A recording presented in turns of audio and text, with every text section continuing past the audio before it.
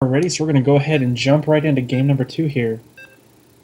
Fantastic. Revolution choosing to play pink because we all know real men wear pink. Yes. Supporting that breast cancer awareness. I prefer purple myself, but Do I can you? totally Oh, respect the pink. nice. Anyway, this map is so freaking massive. Blizzard's really got into their big maps of late. Personally, I can't stand them. I love to scout.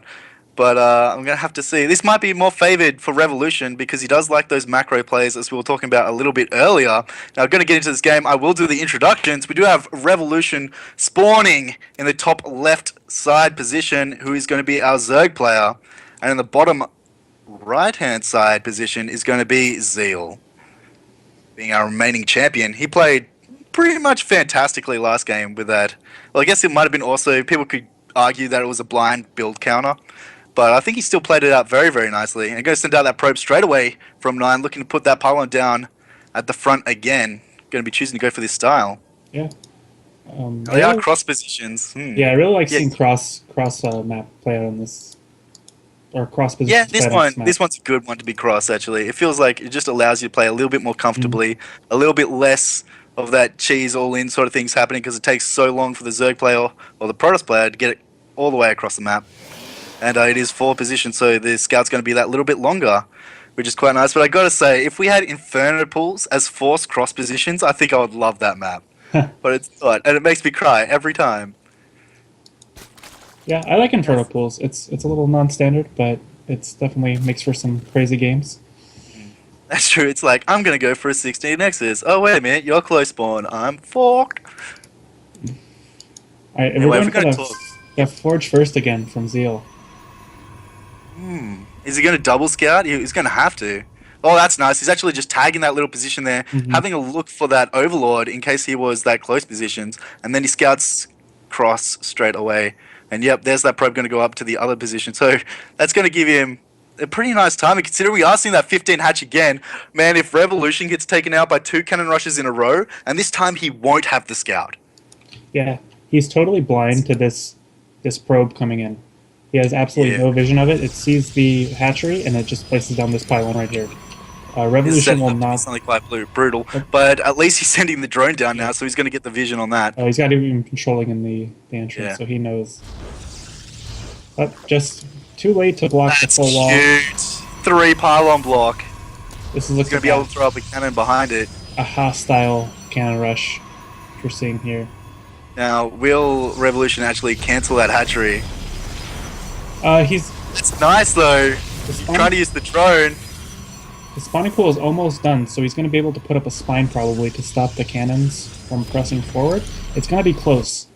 Well, the cannons are already in range. He's going to shut down that hatchery again. Yeah, quite like, some if he's invested this many minerals into that, I just cancel the hatchery.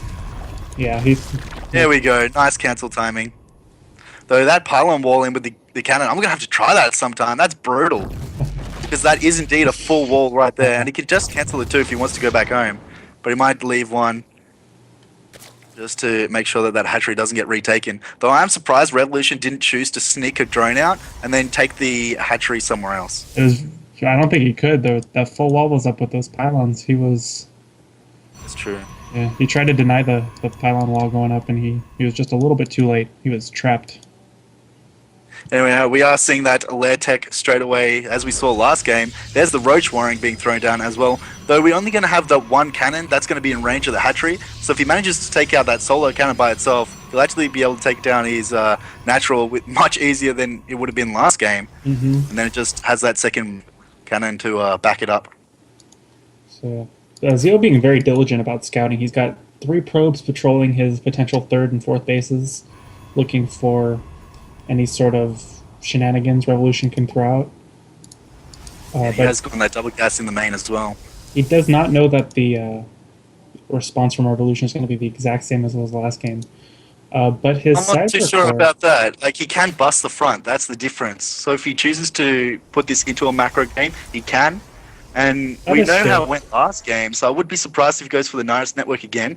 Because he should know just how good Zeal is with that patrol pathing and that scouting. But then again, there it goes. So I think that might have been a bit of a poor decision. Because I'm not sure if he's going to be able to throw it down again. Like we saw last game, it got shut down so hard. You really do need to get the Nidus in the main. You can't really go in through the front, or it's a very hard place to be. Yeah, the Stalker being chronoed out, the Mothership Core now just starting, so there is a short window here where there are just not going to be any units out for Zeal, and if he's not on top of his pro pull, the Nidus could very well go up. And this is hitting like a minute earlier than it did last game because we did have the cancel on the hatchery. Yes. Right? So, waiting Overlord's for going in, doing for its scouting information. the Mothership Core is right on top of this Overlord, though, so he's just going to have to put it back outside. Two cannons at the front, and going to have... I don't know, it looks very similar to last game. This is going to be a really tough... Well, it's going to be earlier. We've only got one sentry, and it's only just popping now. So we won't have the force fields that we had last game. Mothership Core doesn't have the energy that it had last game. So this could be changed just like a little bit different. Good force field. Cannons are doing a lot of damage here on these roaches. Yeah, a little bit of missed micro, not pulling back any of the hurt ones, just choosing to take it instead. We do have the double queens in the back. Yeah. We still have 3 roaches in the Nidus worm. But we have 3 more cannons completing for Zeal here. One of them's almost done. 2 more should be done any second now. And once these get up, I don't feel that Revolution's going to be able to bust this. It's an interesting choice to go for the gateway. There goes the photon overcharge. It's just going to stop him from going closer. It would be really nice to see if he used something else to try and throw down a Nidus worm in the main while he's doing all this aggression. But then we've got full map vision in that main by Zeal as well, so I doubt it'd get down anyway. Yep. So all these roaches get cleaned up. The gateway does go down. Very annoying for Zeal here, but he's got so many cannons. And against the one-base Still surge. does have the cyber core. The cyber core for the Protoss is really that clutch point. If you take out the cyber core, you can really reset that tech, because we can see the gateway's already halfway complete anyway. And Revolution leaves the game. Zeal, wow, showing me some pretty fantastic forge placement and pylon placement and way to play that map. It's like, I will have to use that. That is really, really sexy. Incredibly quick 2-0 here from Zeal. Taking that really quickly. Anyway, we should be going on to the second set momentarily.